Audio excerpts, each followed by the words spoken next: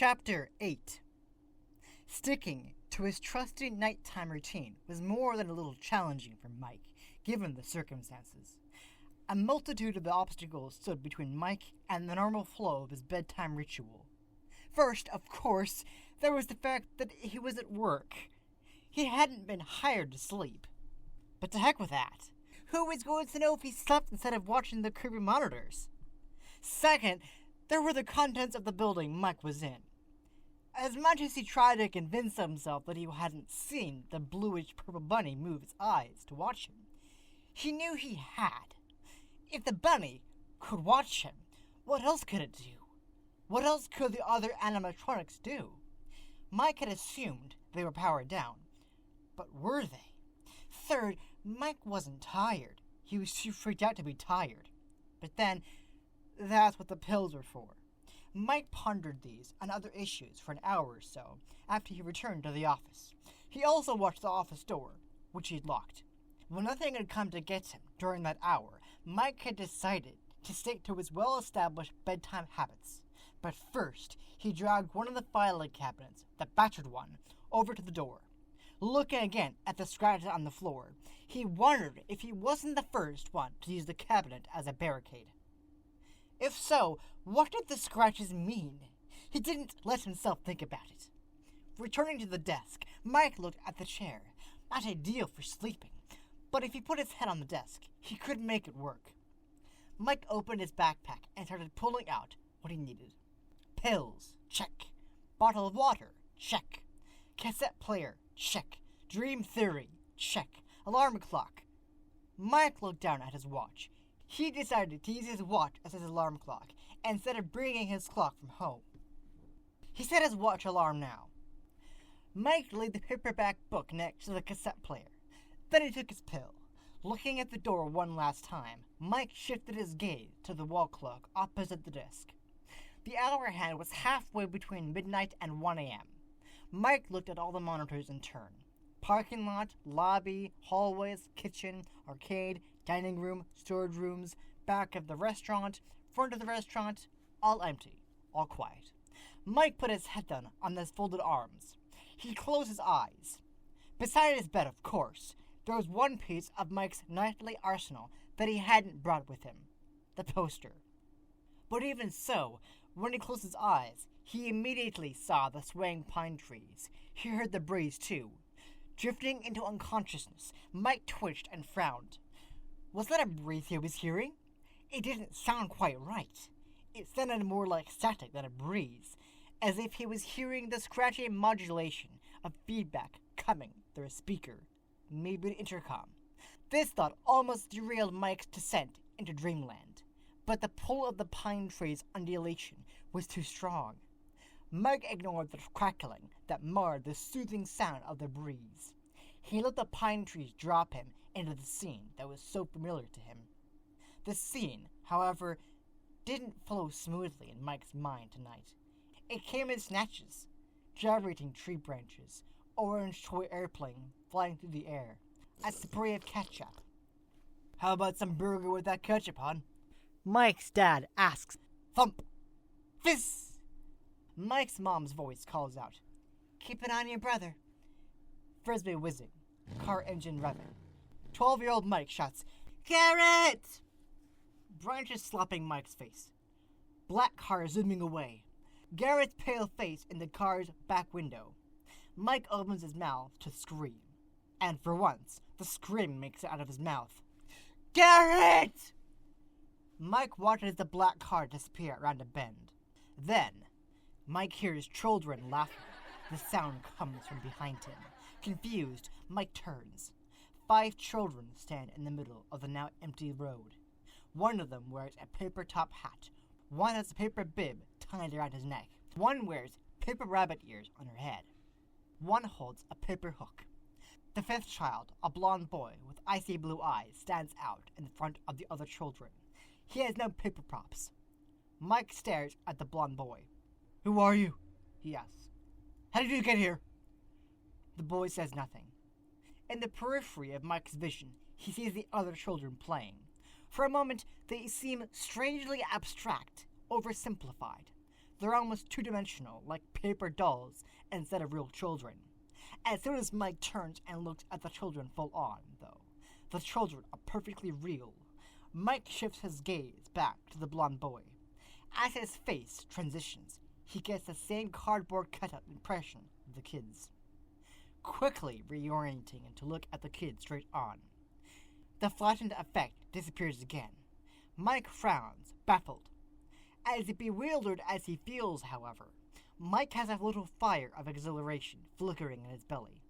Whatever's happening is new, different from anything he's seen before. Mike steps toward the blonde boy as he gestures back over his shoulder to where the car disappeared. "Did you see that car?" Mike asks. "Did you see what happened?" The blonde boy studies Mike as if Mike is an ant invading a picnic. Mike tries again. "Did you see who took my brother?"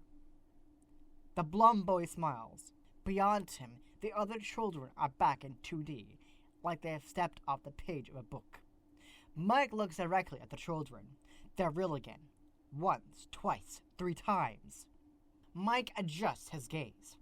Focusing, unfocusing, focusing, unfocusing, focusing, unfocusing. The children turn into flattened images and then swell back into 3D. Finally, the children abruptly scatter. All 5 of the kids run. They go in 5 different directions. Mike calls out, "Wait!" He looks from one fleeing child to the next, trying to decide which one to follow. Mike finally chooses the blonde boy, who is just starting to disappear into the woods. Mike takes off at a full sprint. Pine branches thwack at Mike's face as he strains to keep the boy in his sights. He can see flashes of blonde hair through the branches. If he can just stay with the boy until they're out of the trees. Thunk! Mike's foot hits a rock. He loses his balance and pitches forward, his body flying toward the ground. Mike opened his eyes and discovered he was pitching forward out of his chair. His body flew toward the floor. His head cracked against the hard linoleum. Moaning, Mike put a hand to his forehead. He winced when his fingers pressed against a lump near his temple. Ow! Mike pulled his hand back from the tender area. He pushed off the floor and managed to get to his knees. Just as he started to get his bearings, a shrieky beep started stabbing at the pain in his back. Mike scrambled to his feet and clumsily poked at his watch, managing to shut off the alarm. He looked at the digital numbers. It was 6 a.m. Dropping back into the office chair, Mike slowly leaned forward and hit rewind on his cassette. He picked up his paperback book and fluttered its pages absently. What had happened to his dream? Who were those kids? Mike rubbed the sleep from his eyes. He flinched when he once again encountered the bump on his forehead. Mike dropped his hands and looked around the office. It was as he'd left it before he'd gone to sleep. But something about it. Mike had never had a dream like that before.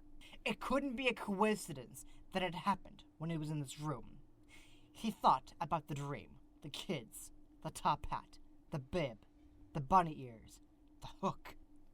Had he just so weirded himself out that his fears had penetrated his dream? Or was something more going on? Mike's stomach was contracted with fear and confusion, but also fluttered. It fluttered with excitement. Was he on the verge of a breakthrough? The rising sun's beams followed Mike through the door as he stepped into his house. The beam stretched out ahead of Mike and landed on Max, who was prone on her stomach on the sofa. The TV was, predictably, on QVC. Mike, his body feeling like it was buzzing, dropped his backpack and a white bakery bag on the kitchen table. He'd been so spun up by what had happened in his dream that he'd splurged and got the donuts from the bakery at the grocery store. Chocolate iced. Their sweet scent now combined with a lingering smell of microwaved egg rolls. Mike didn't like egg rolls, but the fried smell was far better than any smells he'd encountered at the pizzeria. The pizzeria. Mike had thought that the job there was going to be nothing but a pain in the butt. Who knew it would have such an effect on his dreams? Mike hadn't felt so buoyant well, he wasn't sure he ever felt this way, at least not in 13 years. Max let out a soft snore. Mike stepped out over to the TV and turned it off. Then he touched Max's shoulder, barely. Just a brush against the dark purple fabric of her blouse. She raised her head with a snort, wiped drool from her mouth, and yawned. When she spotted Mike, she quickly sat up and finger-combed her long hair. Then she wiped sleep from her eyes. Max's cheeks looked flushed. He hoped she wasn't coming down with something. She was the best, made at the most affordable sitter he'd found for Abby. "How'd it go?" Max asked. Mike thought again about his dream. He lifted one shoulder. "It was interesting. Not the best job in the world, but I need it, like as a reference, for the judge who might try and take..." He waved a hand. "Never mind." Max nodded, then quickly looked away from Mike. Weird. He'd never seen her act so skittish. "You want a donut?" Mike asked. "No thanks." Max's response was flat. Weird again. Max wasn't exactly Miss Bubbly, but she was usually good for some sarcasm or sass, and she always looked him in the eye. Why was she avoiding his gaze? Mike frowned. "I do intend to pay you, you know. At some point." He picked up the donut bag. "You sure you don't want a donut? If that's against your pay?" He tried to grin. Max shook her head. She didn't smile. "It's okay," she said. "I know where you live." Mike chuckled. Max didn't. Max gathered up her stuff. Mike thought her posture was off, a little hunched. Maybe she was sick. "You feel okay?" Mike asked. Max startled. Her flush deepened. "Huh? Yeah, sure. I'm fine." She wasn't fine. Something was off. Mike thought about pushing to see what was up, but he had his own stuff to think about. "Safe tonight?" Mike asked. Max gave him a half nod. She looked at Mike and started to open her mouth. Then she closed it. For several long seconds, Mike and Max looked at each other. Out of the blue, and for the first time, Mike thought, Max is a pretty girl. Mike had always had too much going on to think about Max as pretty. She was just his babysitter, and now she looked like a babysitter with something she wanted to say. Was she going to quit? Mike held his breath and waited. Finally, Max spoke. "She's a really good kid, you know," she said. Huh? That was not what Mike had expected. At all. What did Max mean by that? Max was already at the door. Abby's room was bright with early morning sunlight. She could feel it warming her closed eyelids. But she wasn't ready to open her eyes yet. Abby hugged Dolph close and burrowed deeper under the covers. She wanted to spend just a few more minutes with her friends. Abby could be their friends when her eyes were open too, but sometimes it was easier to hang out with them when she was sleeping, or when she was going into or coming out of sleep. Abby heard Mike open her door and walk over to her bed. Not ready to talk to her brother, Abby pretended she was asleep. Abby listened to Mike walk to her bed. She concentrated on keeping her breathing slow and even. The mattress ticked as Mike lowered himself to the edge of her bed. What was he doing? Abby couldn't remember the last time Mike had sat at the edge of her bed while she was sleeping, or pretending to sleep. Tempted to open her eyes and find out what was going on, Abby decided to wait it out. She kept breathing slowly when Mike reached out and brushed a log of Abby's hair from her cheek. She was sure she jerked a little, but maybe she didn't, because Mike didn't seem to notice. He smoothed her hair and stayed where he was. Okay, that was enough. This was too weird. Abby opened her eyes. Hey, Abs, Mike said. Hey. Abby looked at her brother. Something was different about him. He didn't look as tense as usual. He almost looked... happy? No, not quite. But something. Mike stood. I need to grab a shower. Then we have to get you to school. Abby nodded. Mike ruffled Abby's hair. That was strange, too. He gave her a quick grin and left her room. Slouched in the corner of a cracked gray vinyl booth that smelled like lemon cleaner, Maxine put her shoulder against the adjacent window. The window glass felt cool through the mud-brown top she'd put on just for this meeting at Sparky's Diner. The top felt appropriate. It looked dirty, and this meeting made Maxine feel dirty. Usually Maxine loved the aromas of a diner. That distinctive mix of bacon and eggs and waffles and pancakes, breakfast foods and burgers and fries lunch fare. She was probably one of the few people in the world who loved the smell of fry oil. Today, however, the food smells were making her feel queasy. Or no, it was why she was here that was making her feel queasy. Ignoring the conversational buzz and glasses and dishes clinks and other clatter around her, Maxine stared out the window and watched a swelling black cloud rush toward the sad, faded, octagonal building. The cloud's shape was eerily skull-like, complete with what looked like vacant eye holes at a hungry maw. The cloud had already consumed the bright sun that had dominated the morning, and now it looked like it wanted to gobble up the old, run-down, greasy spoon. A sharp elbow jabbed into Max's rib. She turned and frowned at her brother. "Space," she said. She didn't have to say more. Jeff understood her shorthand. He scooted a few inches away from her. Even though Jeff was 10 years older, the two of them were close. When Maxine was little, both their parents had worked 2 jobs. Jeff had been more than a brother to Maxine. He had been something closer to a surrogate dad, even if he was a screw at it. At 10, Jeff hadn't known squat about taking care of a baby. In the weeks after Maxine's mom's maternity leave had ended, Jeff had done his best. Even so, he had lost his sister more than once, nearly drowned her, dropped her, scalded her, and fed her more candy than nutritious food. It was a wonder Maxine had survived. "Sorry," Jeff had said in a tone that made it clear he wasn't. He picked up a paper-covered straw and tore off the end of the wrapper. Pulling the paper back just a half-inch, he put the straw to his lips and blew, shooting the paper at Maxine's face. It hit her in the nose. Maxine sighed and glared at Jeff. "Age?" Jeff snorted out a laugh. He elbowed Maxine again, this time on purpose. Maxine sighed once more and shook her head. Movement from the other side of the table caught her attention. She looked at the scarred pine wood table at the lump sitting on the opposite side of the booth. The man's name was Doug. Just Doug, he said when he'd introduced himself. Doug was supposedly a lawyer. What kind of lawyer only went by his first name? A Scots lawyer, that's what kind. She noticed Doug was staring at her breasts as he slurped at a cup of coffee, to which she'd watched him add 4 creams and 6 packets of sugar just a few minutes more. She immediately lowered her gaze and crossed her arms over her chest. Total sleazeball, Maxine thought. What was she doing here? Maxine glanced at Jeff. He was sucking his soda noisily. She could feel his knee bouncing under the table. She knew he felt as awkward as she did, but probably for different reasons. Maxine loved her brother, and she thought he had a lot going for him. Having gotten more of their mother's looks than their father's, Jeff's hair was sandy brown, and his features were small and balanced. His features, however, didn't fit his size. At a good size 6'2", Jeff's body was too large for his small face. Even so, Maxine thought he was cute. He was kind, too. He had a big heart.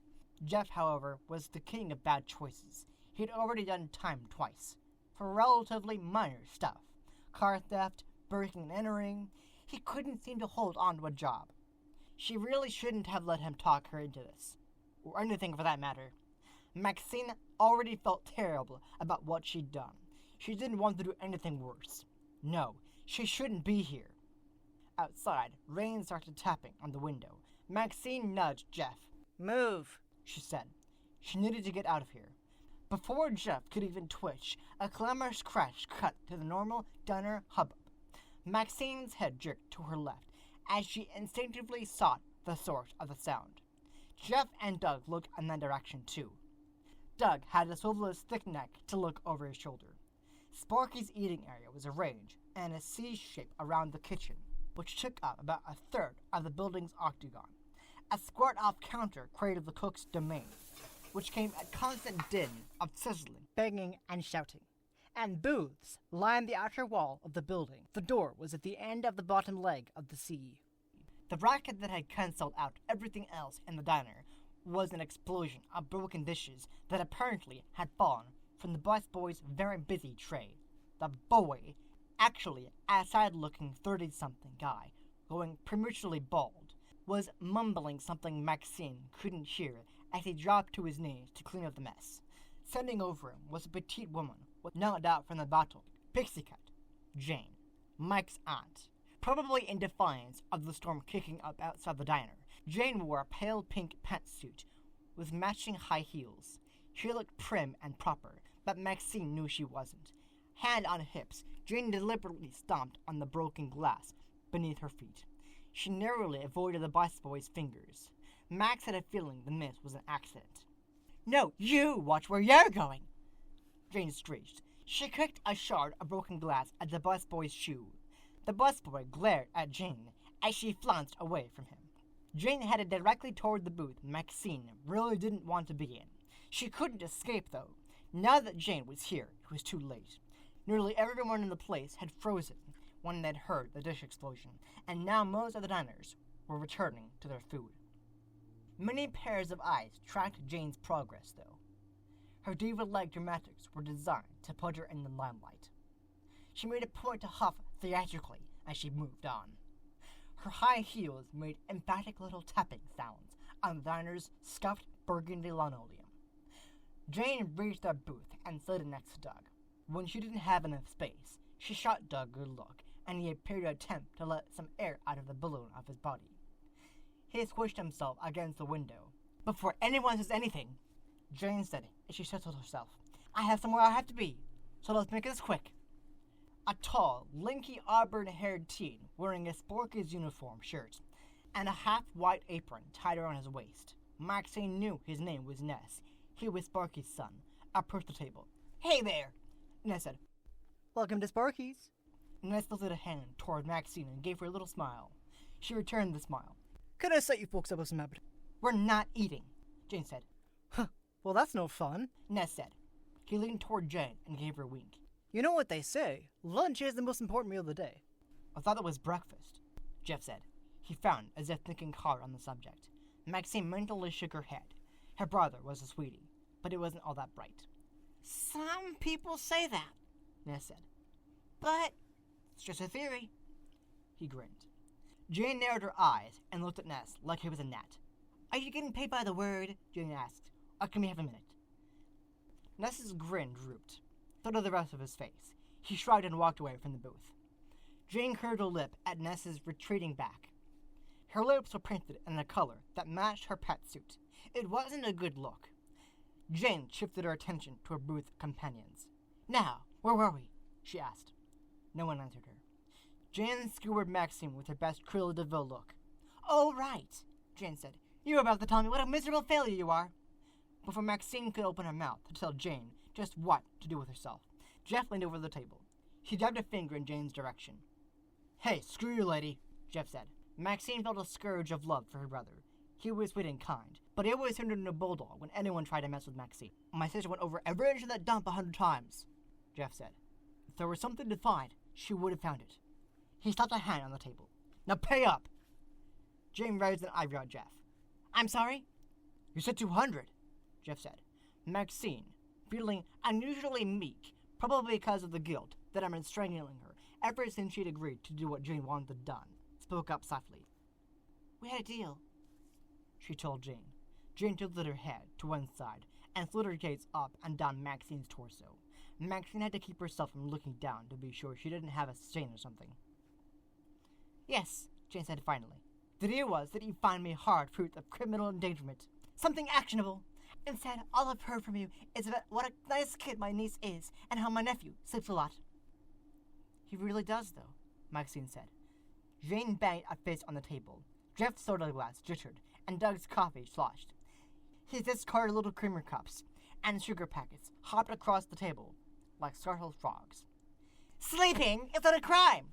Jane shouted. Heads at the diner's counter and nearby booth swiveled to stare at Jane. She clearly didn't notice or care. Jeff ignored Jane. His gaze was on Doug. Maxine looked at the lawyer. He was red in the face, and his eyes looked like they were trying to explode out of his head. "Hey, dude," chested Doug. "You okay?" Doug moved his mouth around as if he was trying to work up a spite. "I just realized," Doug said. He worked his mouth again, then cleared his throat. "I probably shouldn't be hearing any of this. I probably shouldn't even be here at all." He looked round wildly, as if seeking rescue. He began scooting toward Jane, as if he could hip-scoot her out of the booth and flee. Jane raised a hand toward Doug. "Stay!" she commanded.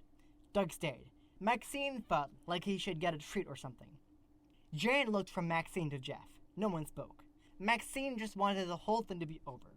She didn't even care if she got the money Jane had promised. She never should have agreed to search for dirt on Mike. Sure, Maxine needed the cash. She always needed the cash. And yes, she was annoyed with Mike because he never bothered to look at her. Really look at her. But, well, I guess we're done here, Jane said. Unless either of you have any bright ideas, which I do realize is unlikely. Jeff piped up. Why don't we just kill him? Maxine shot her brother a look. Was he serious? She couldn't tell. Jeff was kind, yes, but he had a comic book view of life. There were his people and everyone else. Mike was part of everyone else. In Jeff's view, Mike might have been disposable. Doug tried to shove Jane out of his way with his big stuffed shoulder. He half attempted to stand in the booth. Jane immediately grabbed his tie, yanked him down, and used the flat of her hand to shove him back into place. He didn't resist her. He retreated toward the window. Jane looked at Jeff with an expression somewhat similar to approval. Tempting, Jane said. But no. Not thinking before opening her mouth, Maxine whispered, "His job." Jane turned toward Maxine and leaned forward. "Speak up, honey."